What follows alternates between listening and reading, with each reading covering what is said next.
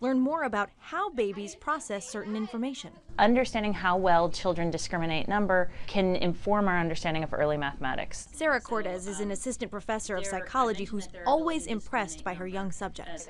They are constantly amazing me. Still working on his coordination, Karsten is already very experienced in the research arena. Let's just say he's in the double digits. So this is old hat for him by now. Yes, he's definitely an infant scientist. Mom, Hilary Levy Friedman, a Harvard sociologist, has had Karsten in labs all over Boston. It's been a great experience to sort of get out there and see what he's interested in and know that we're contributing to knowledge for other people. While research assistants control this study from their monitoring room, Are you ready to contribute to science? Karsten's strapped into a high-chair viewing seat where he watches the dots. Look, Zug! Here's the made-up words representing the numbers 8 and 4, all as the researchers track his focus. After they get bored, they start to look away, and then you show them a different number of dots, and you look to see if they notice a change. How can you tell if they've noticed a change? They start looking longer again. These studies are funded through a 5-year grant by the National Science Foundation, and on any given day at this particular developmental lab, 3 or 4 families will come in to participate. It's very interesting to think about, well, what will I learn for another child? What will I learn for my grandchildren? What can he contribute? Karsten's efforts and all the infant scientist helpers are always rewarded at the end. Would you like to get your certificate? Are you surprised at the capacity that such young children have? Of course, yes. 30, 40 years ago, the prevailing belief in the field was that infants knew nothing. But now, It's amazing what infants can do. And Karsten's mom, Hilary Levy Friedman, is here. She is a regular guest on our show. But can we look at this? I mean, parents out there might see something like this and go, why would a mom do this to their child, a perfectly healthy little boy? Well, this doesn't hurt him at all. In fact, it's kind of fun and interesting when he gets it on and gets it off.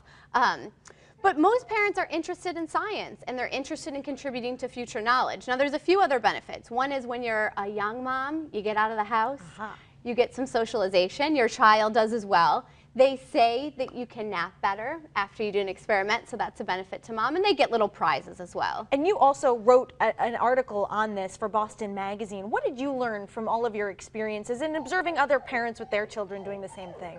Yeah, parents, you know, especially in the Boston area, who are very interested in science and education, you know, they're motivated, they have a long-term interest in helping other parents understand how babies' brains work. So have you been criticized at all by maybe friends and family who saw, I mean, I know you post these kinds of pictures on your Facebook page. It is a little bit jarring to see this beautiful, healthy baby boy have all these suction cups on his forehead, and there's nothing wrong with him. Right, a few people were like, oh my gosh, is something wrong? And I didn't know. And I said, no, he's just contributing to science. And, you know, we're from an academic family. So to us, this is, you know, exactly what we should be doing, and this is great fun. But really, if you think about it long term, you know, when you think, how does my child sleep? How can I help them better learn? How can I give them an advantage in life? Which is really what every parent wants to do. And while it might not help him in the short term, it might help future children or my grandchildren. And so I think if you look at it in that long-term way and say, this is just a fun thing to do and get out of the house, you know, that's a great option. And for all the critics out there, there are probably a bunch of parents who are going, oh, this might be interesting. How do I sign up for something like this? Right, so a lot of the labs will send a letter in the mail. So for instance, after Karsten was born, I got a letter from a lab at Harvard, from the Boston College lab. So that's one way. So the labs will get access to birth records.